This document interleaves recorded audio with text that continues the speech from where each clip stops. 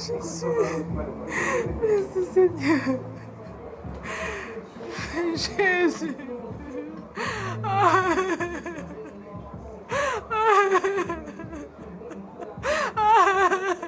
Dernière prière avant le départ. Rosette, 42 ans, a fui la République démocratique du Congo.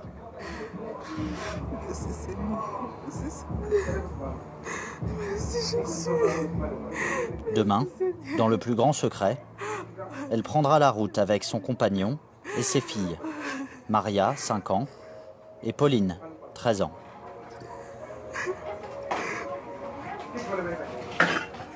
Objectif, le Canada. 20 000 km d'une route incertaine, coûteuse et parfois mortelle. 11 frontières à franchir, entre les mains de puissants réseaux clandestins de passeurs et de cartels.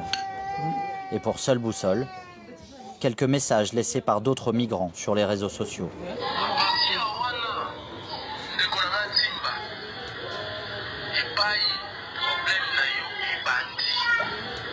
Il a dit ceci. Dès que vous arrivez en frontière, il y aura des taximens. Ce taximens-là, les taximens à la frontière jusqu'au Pérou, on paye 100 réals. Il faut faire attention, ces taximens sont des traîtres. Son mari, Godet, ne montrera pas son visage. Il nous dit être menacé de mort pour s'être opposé au régime de Joseph Kabila. C'est comme ça. Il y a tout le chemin.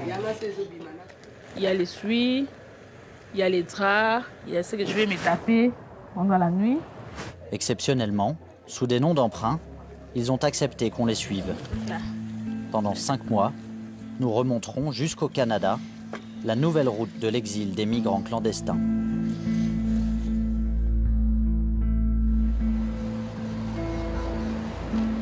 Sao Paulo, ville-monde de 12 millions d'habitants.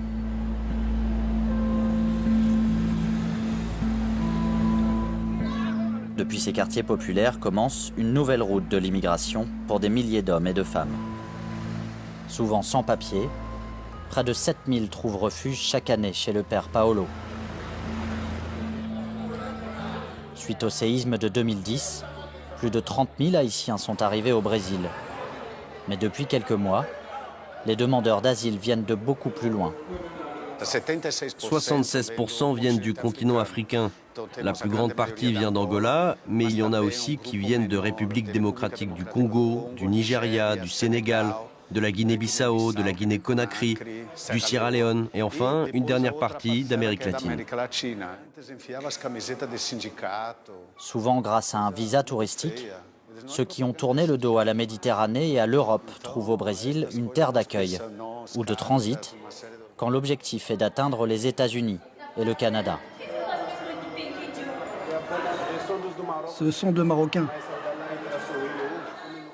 Quand les conditions de vie n'offrent pas l'opportunité d'avoir une vie digne, l'homme cherche des alternatives jusqu'à risquer sa vie, qu'il y ait Trump ou pas Trump, avec mur ou sans mur. Ça va, t'as froid? T'as encore froid? Tu veux une veste? Je vais voir si j'ai ça.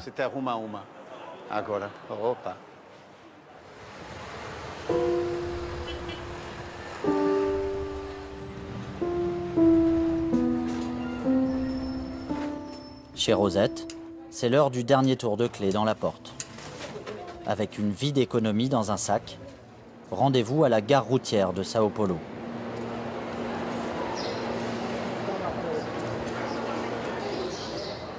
Rosette et Godet ne voyagent pas seuls.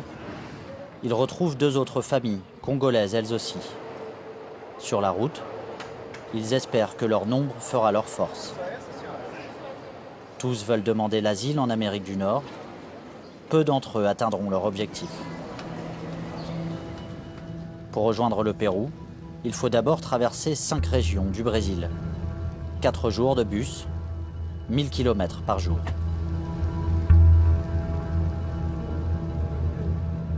Si tu marches dans les feux, tu ne te brûleras pas et la flamme ne t'embrassera pas, car je suis l'Éternel ton Dieu. Il me rassure, il a déjà préparé mon chemin, je sais que je marche avec l'Éternel, là où je serai, il ne me laissera pas. Il est toujours avec moi. S'ils parviennent à atteindre le Canada, Rosette et Godet demanderont l'asile politique. Moi, je ne souhaite pas vivre hors de mon pays. Je ne souhaite pas. Je suis ainsi dans cette condition-là parce que j'ai quitté mon pays en fuyant parce qu'il n'y a pas la bonne gouvernance, de mauvais esprit de nos dirigeants. Vous, les Blancs, vous ne sortez pas dans votre pays parce qu'il y a la paix, il y a la démocratie. Tu vois? Mais nous sortons parce qu'il n'y a rien. Il n'y a rien.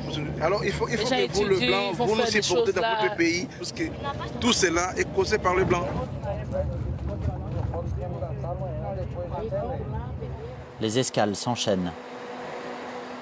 Quand il y en a, les hommes du groupe se connectent au réseau Wi-Fi pour trouver quelques repères en ces terres inconnues.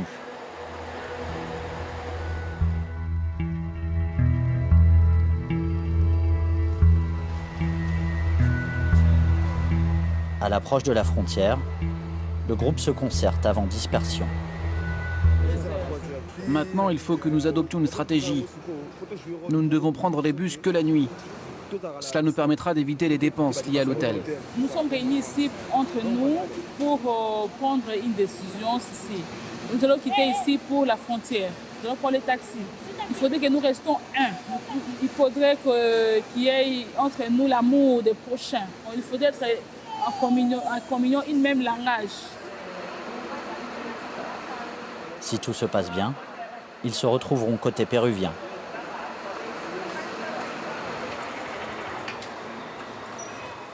Il faut partir en taxi jusqu'à Aci-Brasil. Ici passent la plupart des migrants sans papier vers le Pérou.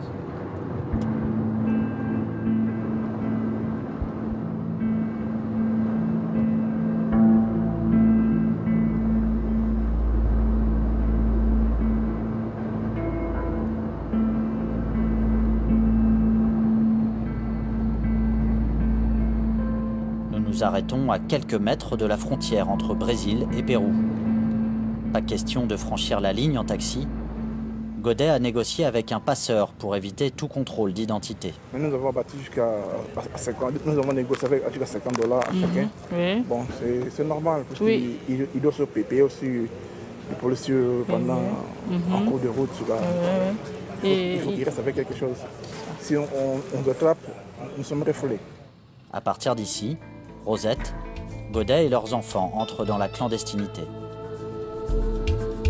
La camionnette des passeurs s'éloigne et franchit le poste frontière, sans aucun contrôle.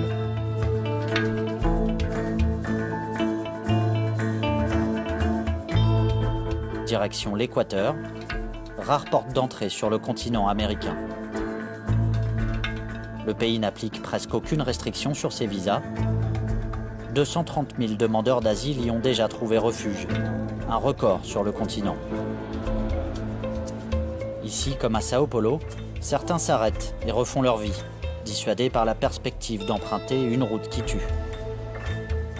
Rosette, elle, ne fait que passer. Nous la retrouvons à Tulcán, à la frontière colombienne.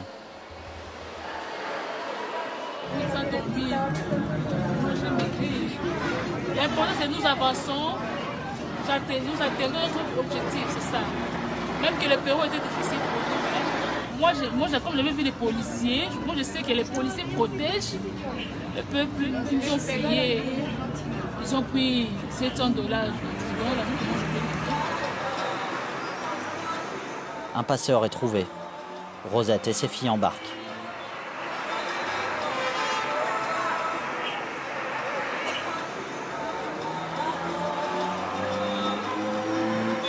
Ici, l'immigration colombienne opère des contrôles d'identité aléatoires. En cas d'arrestation, les clandestins sont renvoyés en Équateur. Rumichaca est l'un des postes frontières les plus fréquentés du pays. À la nuit tombée, Rosette et son groupe s'en remettent aux passeurs pour se fondre dans les trafics. Ils ne savent pas si ces trafiquants sont de bonne foi. Il faut être honnête dans ce que l'on fait, mais certains trafiquants ne le sont pas. Du coup, c'est comme signer son arrêt de mort. Les trafiquants veulent les y amener de façon clandestine. Ils veulent les voler, les agresser, profiter d'eux, violer les femmes.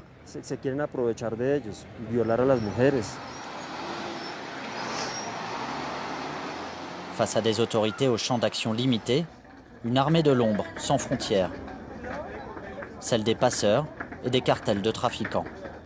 L'un d'entre eux accepte de nous parler de sa filière internationale. Sans nier la violence de son milieu, il accuse les autorités d'être complices du trafic de migrants. En Équateur, nous payons les policiers. Et en Colombie, nous payons l'immigration. Et ce n'est un secret pour personne que sans leur aide, nous n'arriverions jamais à passer. De leur côté, les autorités frontalières admettent des dérives internes, mais assurent lutter sans relâche contre la corruption de leurs agents. Ici opèrent plusieurs réseaux, pour autant de routes du trafic, mais tous ont la même destination, l'Amérique du Nord. Nous retrouvons Rosette à l'immigration colombienne, à Medellín. Je suis un officier de l'immigration colombienne. Attendez ici et détendez-vous. Peut-être 3 ou 4 heures. Photos, empreintes, signatures. Avec près de 35 000 interceptions de clandestins en 2016, la Colombie a adapté sa politique migratoire. Les sans-papiers sont recensés, puis relâchés, avec ordre de quitter le territoire. Après 11 jours de transport depuis Sao Paulo, stress et fatigue se sont accumulés. À l'écart du groupe, Rosette craque. Je regrette, mais je n'en peux rien. C'est pas facile, mais je n'ai pas de choix. Il faut rentrer. C'est difficile, tu connais.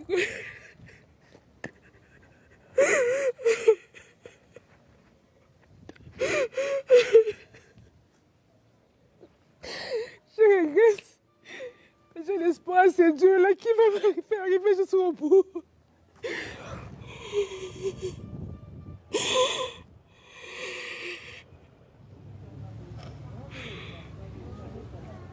Relâchés quelques heures plus tard, Rosette et son groupe sont libres de poursuivre leur chemin. Devant eux, à une journée de bus, l'étape la plus meurtrière de cette route interminable. La jungle du Darién, un enfer vert aux mains des narcotrafiquants et des paramilitaires du clan Usuga, couloir de tous les trafics entre Colombie et Panama. Dans les rues de Turbo, migrants et passeurs se côtoient et négocient. Malgré les vagues d'arrestations des autorités, le trafic de migrants prospère.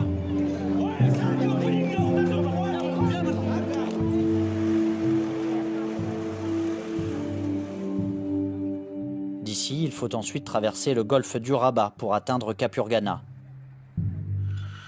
Les eaux du golfe sont capricieuses, les embarcations parfois fatiguées, naufrages et noyades sont fréquents.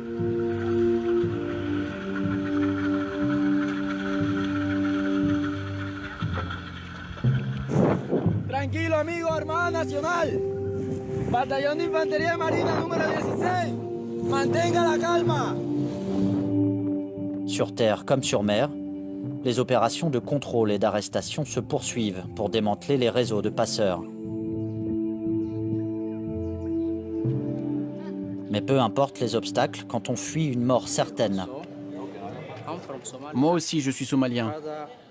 Ma famille est morte. Mon père, mon frère. Seule ma mère a survécu. Tous les autres sont morts. Je suis parti pour trouver une autre vie. Et pour trouver la paix.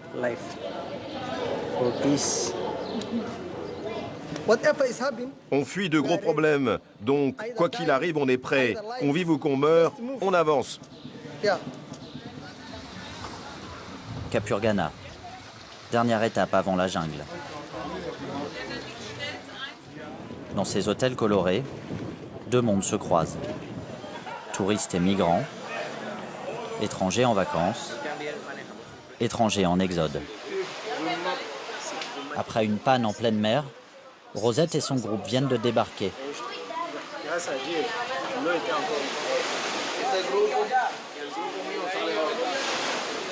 Comme eux, plusieurs migrants tentent de négocier leur passage. Mais impossible pour l'instant de rallier clandestinement le Panama. L'armée mène une opération dans la zone. Si tu traverses les eaux de la mer, les fleuves ne te submergeront jamais. Et moi, j'ai vécu ça aujourd'hui.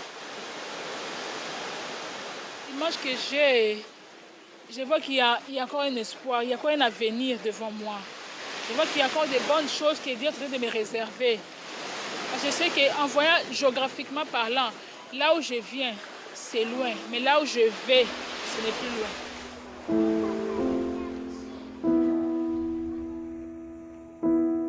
Rosette et son groupe décident de revenir sur leurs pas. Ils tenteront à nouveau leur chance dans quelques semaines, après la fin des opérations militaires anti-cartel. Notre équipe, elle, poursuit le tournage. Pour emprunter le même chemin que les migrants, nous sommes contraints de payer un passeur.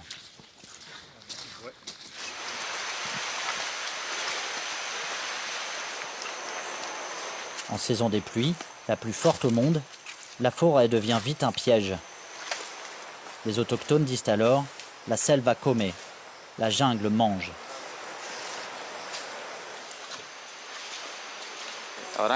Là, pour l'instant, ça va. Il y a peu de passage. Ça peut être bien pire.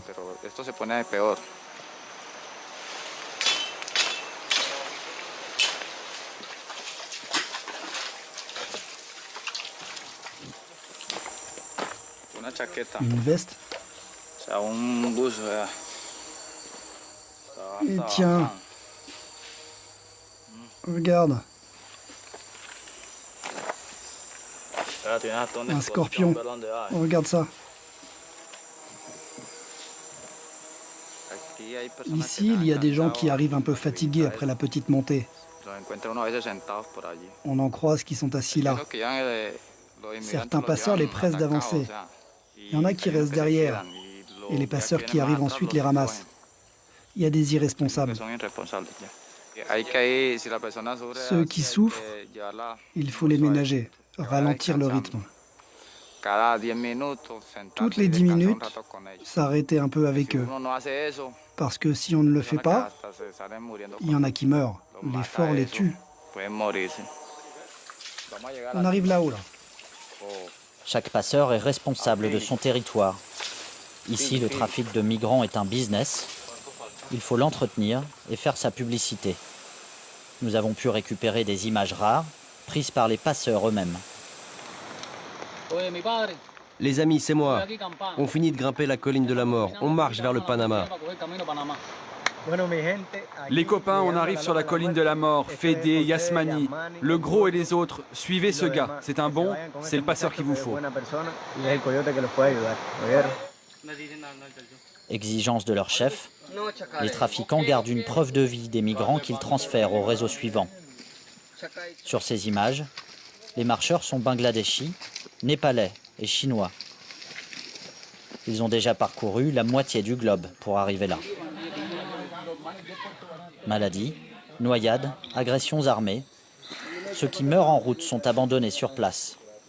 Il n'existe aucune donnée officielle sur le nombre de victimes chaque année. Leurs histoires se perdent dans ces coulées de boue et de pluie.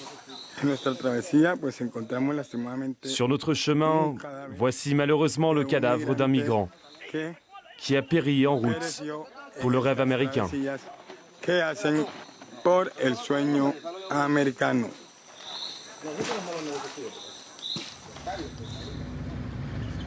Côté Panama, nous croisons les communautés indigènes de la jungle. Déjà pauvres, elles ont un temps apporté leur aide aux migrants exténués, avant de fermer leurs portes, débordées. Ceux qui parviennent à rejoindre la route panaméricaine filent vers la capitale, à 4 heures de route. Puis, direction Paso Canoas, sur la frontière nord. Nous empruntons la route du trafic avec Freddy, un journaliste local. Au début, ça a commencé avec des groupes de 10, 15, 20 personnes. Mais depuis un an, novembre et décembre, à la frontière entre le Costa Rica et le Panama, c'est devenu complètement fou parce qu'il y avait entre 5 et 8 000 étrangers. Dès que les migrants arrivent en Équateur, les passeurs et leurs réseaux sont déjà présents. Ils communiquent entre eux au Panama et au Costa Rica pour déterminer précisément quel groupe ils vont transporter de Paso Canoas au Nicaragua.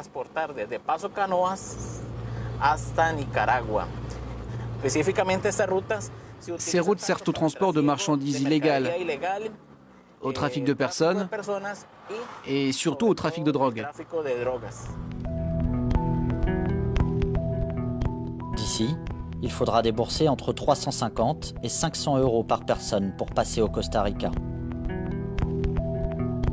Nous rejoignons le camp de transit de Peñas Blancas sur la frontière nicaraguayenne.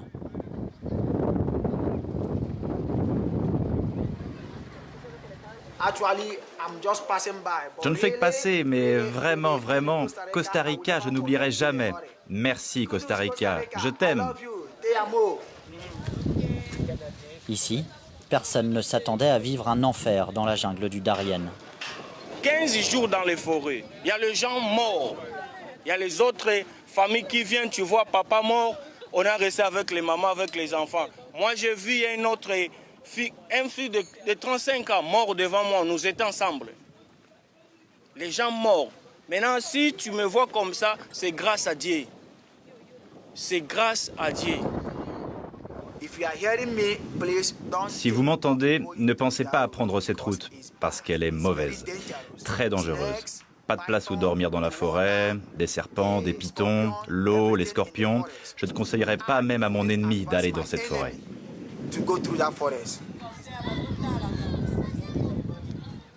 En attendant de trouver le bon passeur ou de réunir l'argent nécessaire pour atteindre le Nicaragua, les migrants se soutiennent, s'adaptent et reprennent leur route.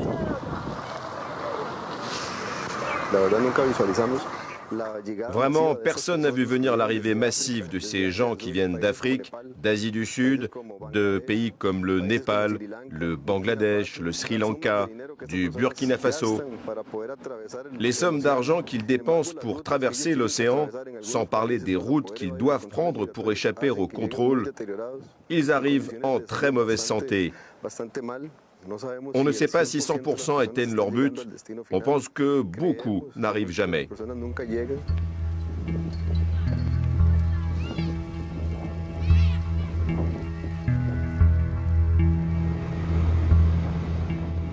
Nous reprenons la route pour rejoindre le Nicaragua. Mais arrivée à la frontière, notre équipe est interdite de passage. Les autorités veulent éviter toute question liée au trafic de migrants.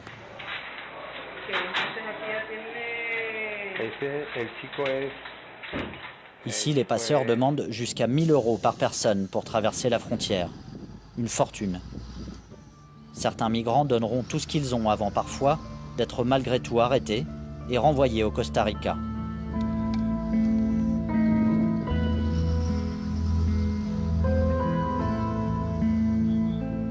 Nous suspendons notre tournage. Mais nous gardons le contact avec Rosette et sa famille.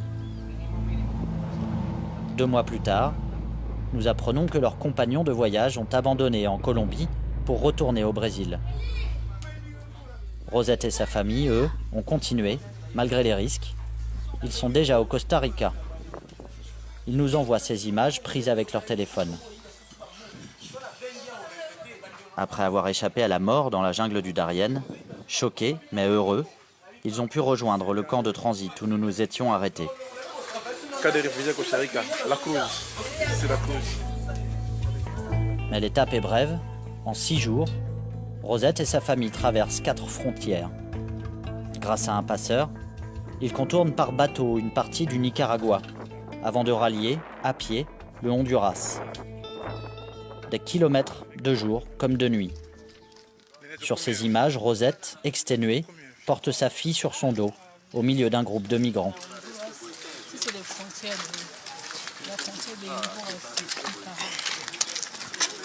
Nous allons à l'immigration. Grâce à un laissez-passer des autorités, après de longues heures de transport et de marche, Rosette et les siens atteignent le Guatemala. Ici, c'est à Honduras, frontière Guatemala.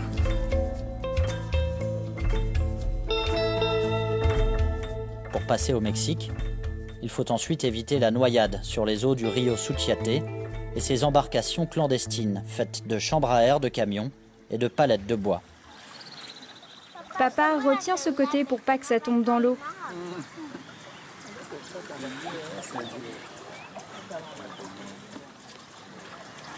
Ici, nous traversons Guatemala pour Mexique.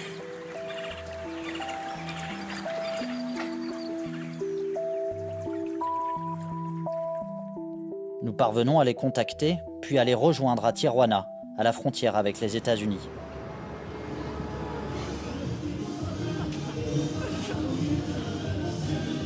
Rosette a laissé toutes ses économies dans les mains des passeurs pour arriver là. Plus de 4 000 € dépensés depuis leur départ du Brésil. Selon nos estimations, plusieurs dizaines de millions d'euros alimentent ainsi chaque année les réseaux du trafic de migrants en Amérique latine. Après quelques échecs, un refuge pour migrants accepte de les recevoir. Rosette, soulagée, profite de ce répit. Donc vraiment, c'était un voyage vraiment risquant, très risquant. Mais Dieu nous a aidés, on n'a rien vu. Mais vraiment, c'est risquant.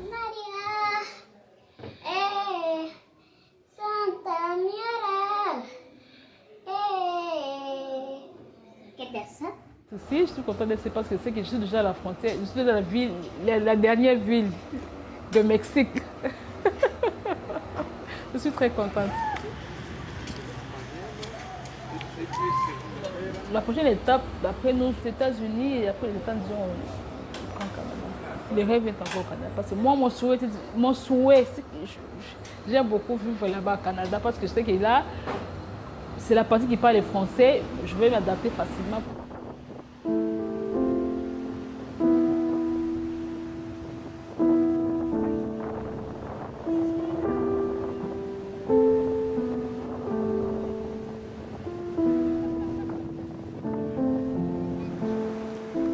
Les États-Unis sont à portée de main.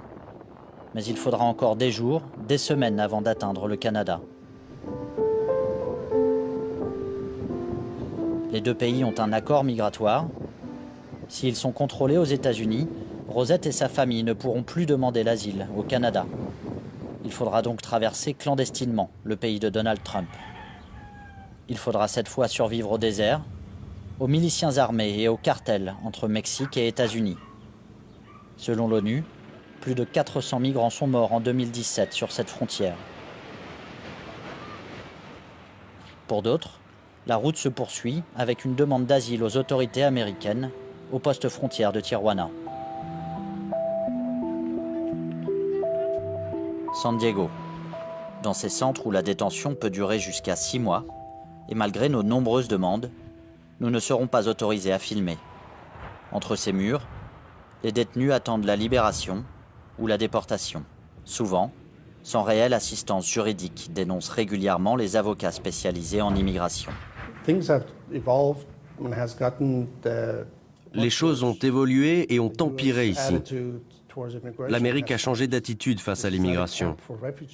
Ce ne sont pas des camps de réfugiés. Ils les détiennent dans de vraies prisons.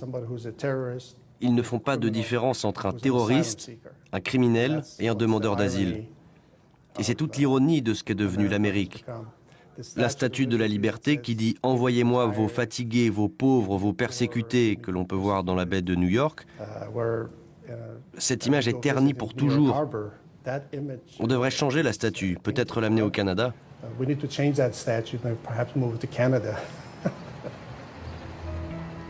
Le poème gravé au pied de la statue de la Liberté est toujours dans la baie d'Hudson. Mais il résonne surtout désormais dans les messages du Premier ministre canadien. Comme dans ce tweet posté peu après l'arrivée de Donald Trump à la Maison-Blanche. De son côté, Donald Trump a déclaré la guerre aux 11 millions de clandestins des États-Unis. Son administration s'est rapidement exécutée. En un an, les rafles et les arrestations des services de l'immigration ont presque doublé. C'est ton camion? Oui, monsieur. Oui? On peut vérifier? Tu portes une arme? Non. Jamais? Non. Jamais porté d'arme? Non. Maintenant, on vous emmène à l'immigration à Dallas. Terrorisés, beaucoup pensent trouver refuge au Canada. Ils rejoignent New York, où transite la majorité des migrants qui visent la frontière canadienne. Beaucoup montent dans ces bus en direction de Plattsburgh, au nord de l'État de New York.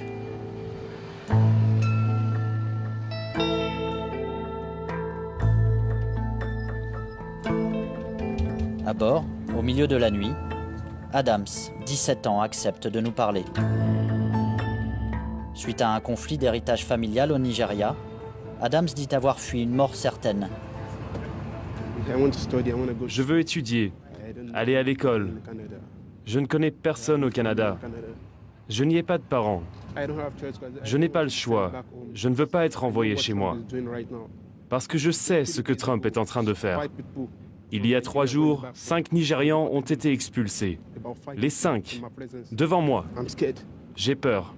Je ne sais pas ce qui va arriver. Grâce à un visa de tourisme, il a pu rejoindre directement New York en avion. Pour lui, la route sera courte. Il espère trouver refuge à Montréal. Plattsburgh, 4 heures du matin. Adams trouve un chauffeur de taxi pour l'emmener à la frontière.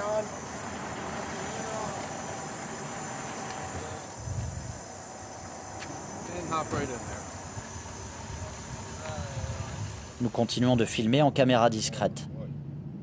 Pour ce chauffeur de taxi, la navette entre Plattsburgh et la frontière canadienne fait désormais partie du quotidien.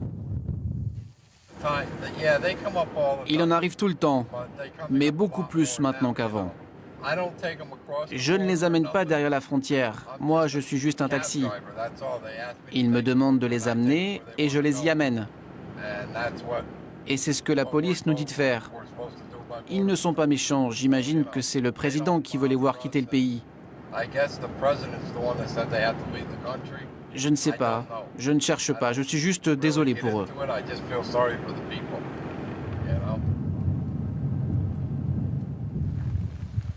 Signe d'une affluence discrète mais régulière, 3 taxis se succèdent dans cette impasse, en pleine campagne. J'ai peur. Je ne sais pas ce qui va se passer. Notre chauffeur essaie de rassurer le jeune migrant. Tu vas voir un passage. Ils vont venir vers toi, écoute-les et marche vers eux.